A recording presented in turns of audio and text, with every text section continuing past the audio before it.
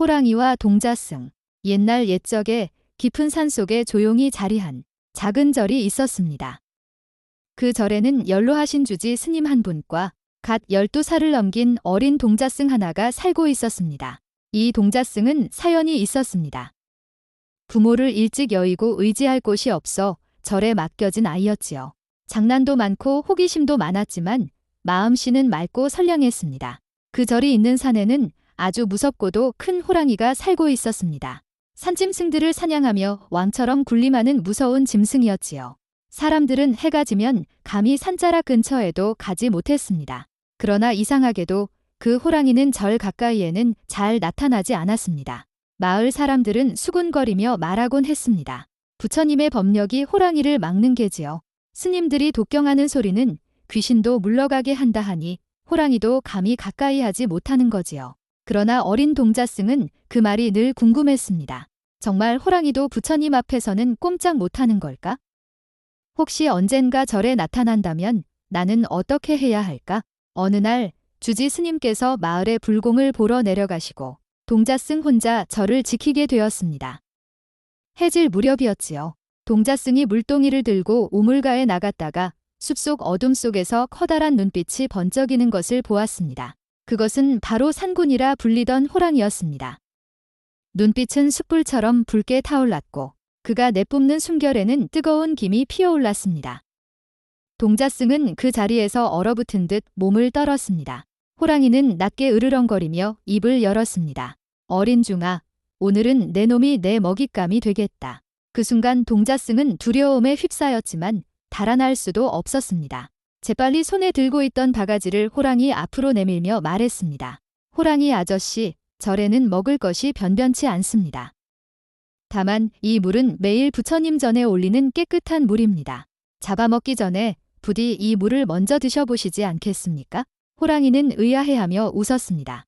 허허, 먹히기 전에 물을 권하다니. 우스운 꼬마로구나. 좋다, 어디 한 모금 마셔보마. 호랑이가 물을 핥아 마시자 신기하게도 마음이 잠시 가라앉았습니다. 며칠이 지나 다시 호랑이가 절 근처로 왔습니다. 이번에도 마침 주지 스님은 자리를 비우셨습니다. 동자승은 겁이 났지만 이번에는 법당에서 목탁을 꺼내 딱딱 두드리며 연부를 외웠습니다. 나무아미타불, 관세음보살. 그 소리가 호랑이의 가슴속을 두드리는 듯 울려 퍼졌습니다.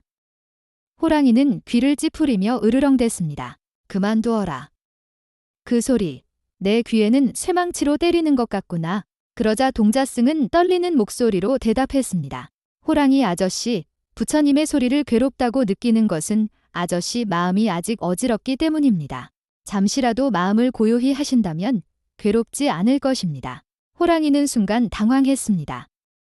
꼬마 주제에 자신을 훈계하다니. 그러나 이상하게도 잡아먹고 싶은 마음은 사라지고 대신 묘한 호기심이 일기 시작했습니다. 그날 이후 호랑이는 동자승을 자주 시험하였습니다. 얘야, 배고프다. 먹을 것을 내오너라. 동자승은 두부 한 모, 보리밥 한 덩이를 내놓았습니다.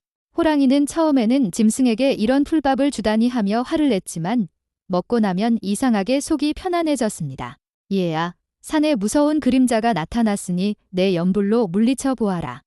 동자승은 두려웠지만 연불을 계속했고 산속 그림자는 바람에 흩어지듯 사라졌습니다. 호랑이는 점점 알 수 없는 마음이 생겼습니다. 나는 산군이라 두려움 없는 존재인데 어찌 이 작은 중 앞에서는 자꾸만 힘이 빠지는가? 세월이 흐르면서 호랑이는 동자승에게 조금씩 마음을 열었습니다. 때로는 산에서 꿀을 구해 가져다 주었고 때로는 절 근처를 어슬렁거리며 도적이나 짐승을 쫓아내 주었습니다. 주지 스님은 이 모습을 보고 말했습니다. 얘야, 호랑이에게도 불성이 있다. 내가 자비로운 마음으로 대했기에 호랑이가 감화된 것이다. 두려움보다 자비가 더 큰 힘을 지니는 법이다. 동자승은 그 말을 깊이 새겼습니다. 그러나 산 아래 마을 사람들은 여전히 불안했습니다. 아무리 절에서 길들였다지만 호랑이는 호랑이지. 언제 우리를 해치지 않을까? 급기야 일부는 함정을 파고 호랑이를 잡으려 했습니다. 이 소식을 들은 동자승은 다급히 호랑이에게 달려가 전했습니다. 호랑이 아저씨, 조심하십시오. 사람들이 두려워하여 아저씨를 해치려 하고 있습니다. 호랑이는 씁쓸하게 웃었습니다. 얘야, 나는 본디산의 짐승이다. 사람들의 두려움까지 어찌 바꾸겠느냐. 다만 너와의 인연만은 소중히 여기겠다. 어느 겨울날 깊은 눈이 산을 뒤덮었습니다. 동자승이 장작을 하러 나갔다가 눈사태에 갇히고 말았습니다. 그때 호랑이가 나타나 등을 내주며 절까지 데려다 주었습니다. 동자승은 눈물 섞인 목소리로 말했습니다. 호랑이 아저씨, 은혜를 어떻게 갚아야 할까요? 호랑이는 고개를 저었습니다. 얘야, 내가 내게 가르쳐준 법문만으로도 나는 이미 은혜를 입었다.